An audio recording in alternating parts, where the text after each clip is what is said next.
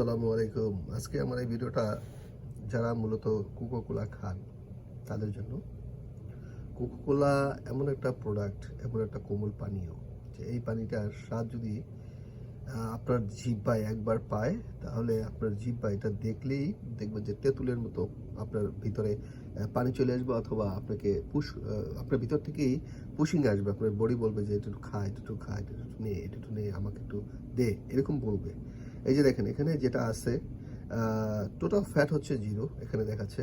Sodium, লবণের পরিমাণ আছে 75 গ্রাম। টোটাল কার্ব, যেটা খাইলে মোটা হয় মানুষ, যে প্রচুর পরিমাণে আমরা জানি যে আমরা যে ভাত খাই সেখানে কার্ব থাকে, যার কারণে বাঙালির এই অবস্থা। কার্ব হচ্ছে 65%। আর সবচাইতে ক্ষতিকর যে জিনিসটা সেটা হচ্ছে সুগারের পরিমাণ 65 গ্রাম। বুঝুন তো, 500 গ্রামে কি হয়? আধা কেজি। তো এখানে 65 গ্রাম। এখন কথা হচ্ছে যে আমরা যখন খাই তখন এত চিনি অনুভব করি না কেন?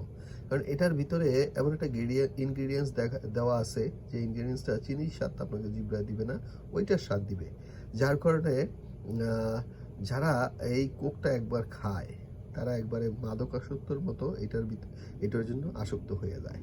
আপনি দেখবেন যারা সিগারেট খায় তার কাছে সিগারেট ছাড়া ভালো লাগে না, সিগারেট ছাড়া তাদের চলেই না। আর যারা সিগারেট না খায় তাদেরকে যদি আপনি সিগারেট খাইতে দেন তাহলে কি হয়, মানে এর চাইতে আর বিশ্রী কিছু নাই। তো যাই হোক, অনেক কথা বললাম, ভিডিওটা আর দীর্ঘায়িত করবো না। যারা কোক খান এখনো সাবধান হন, ঠিক আছে? এটা খাইলে আপনি সুগারের পরিমাণ, মানে আপনার ডায়াবেটিস হওয়ার আশঙ্কা আছে, এবং কার্ব মানে আপনি মোটা হওয়ার আশঙ্কা আছে, এবং সোডিয়াম, যাদের গ্যাস্ট্রিক আছে, যাদের স্টোমাকের প্রবলেম আছে, তাদের জন্য খুবই খারাপ, খুবই খারাপ। ভালো থাকবেন সবাই, সবার জন্য অসংখ্য অসংখ্য দোয়া রইল।